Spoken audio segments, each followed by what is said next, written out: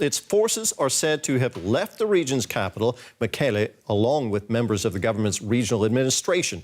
The area's former rulers say they are now back in control. Thousands have been killed since fighting broke out last November. More than 2 million people have been displaced in the region. There are hundreds of thousands facing starvation. Well, joining us now to bring us up to date on developments in Tigraay is correspondent Maria Gat-Nicolescu.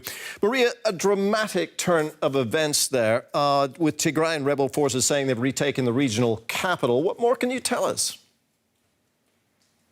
Well, what we know so far about the situation is that on Monday, the Ethiopian army, who had been controlling Tigray's capital, Mekelle, for 7 months, withdrew from the city along with members of Tigray's interim administration. Before leaving, some Ethiopian soldiers reportedly looted properties and raided banks. Later in the day, Tigrayan forces entered the city. They were greeted by crowds of people chanting, waving Tigrayan flags, and later in the evening, the Ethiopian government announced a ceasefire. The ceasefire is unilateral. It aims officially at allowing farmers to work in their field during the planting season. But so far, neither the TDF, the Tigrayan Defense Forces, or the Eritrean soldiers who had been backing the Ethiopian government in the Tigraay region since last November have officially accepted the ceasefire.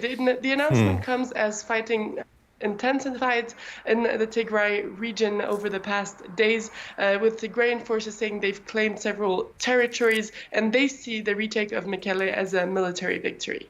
Okay, so we have a ceasefire on the table. We have to wait and see if anyone's going to really respect that. If it holds, is it going to help the humanitarian situation there for the people in the region who have suffered so much?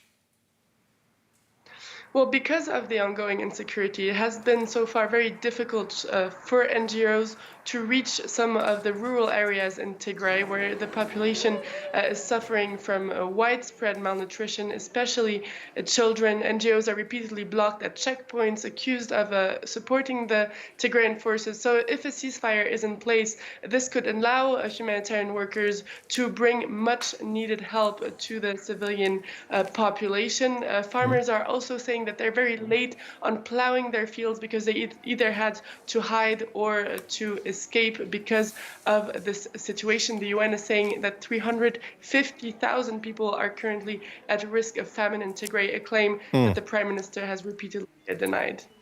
This conflict in the Tigraay region has been going on now for 8 months. Tell us what's at stake here. So in Tigraay, the Ethiopian army, which is backed by Eritrean soldiers, is fighting the former ruling party, the TPLF, or Tigraay People's Liberation Front. Officially, the government is saying that the operation is a law enforcement operation after the TPLF attacked federal military bases in the region. But the conflict on the ground so far has shown that the civilians have paid the price for this war. Thousands have been killed, although there's no official death toll yet. More than 2 million people were displaced. As early as last week, an airstrike hit a small town near the capital, Mekelle, and killed dozens of civilians. There's also been property looting, a lot of destruction. So the economy is currently at a standstill in the Tigraay region. So the international community repeatedly called for the ceasefire, called for discussions between